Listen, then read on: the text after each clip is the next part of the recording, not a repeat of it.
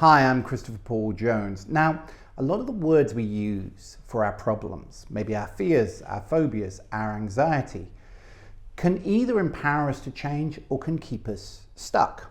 For example, when a lot of people come to me, they often talk about their problems like I am. I am anxious, I am phobic, I am fearful. Now, I am statements often used in affirmations and they have a lot of power. So when people define it as I am, it's almost like they're linking a behavior to their identity. Now, it doesn't matter how big this problem is, how debilitating it is a learned pattern of feeling, thinking, and emotion linked to something that isn't statistically dangerous. And so when you can define your issue as my pattern of thinking and feeling, rather than I am, it becomes a lot more manageable to solve it.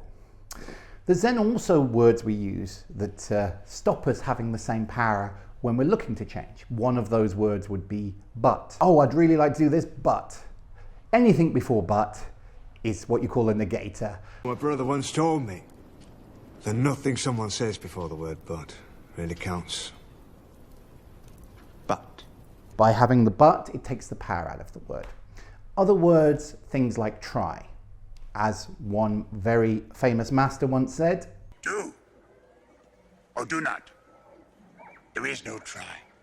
Because try, you're not doing and you're not doing. So when people go, oh yeah, I'll really try and work on this, or I'll really try and do that, odds are they're going to limit themselves. And so listen, next time you're going, hey, I'm having a party, I'm having a barbecue, and the person goes, oh, I'll really try and come. They're not coming. Very unlikely. If they say try twice, they're definitely not coming. So listen out for these words. The other one is more. Now, I'm going to give you two options. If I was to say to you, hey, I'd like to be more relaxed, or I'd like to be happier, versus I'd like to be more relaxed, or I'd like to be more happy. Generally, the more takes out the power of that word. So it's a word worth deleting. It doesn't add anything. And it doesn't give you the same confidence or the same empowerment in your mind.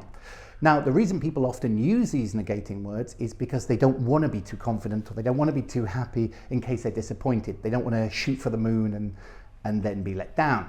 But when it comes to our feelings, when it comes to our thoughts, when it comes to our emotions, know that we do them. And so how we think about these things is going to determine how happy we feel, or how stressed we feel, or how able to solve this problem we feel we have.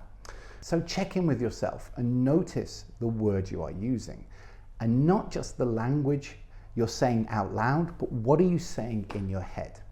And over the next few days, get used to checking in with yourself, because you'll find how you use these words is going to determine how much you feel. Until next time, I'm Christopher Paul Jones.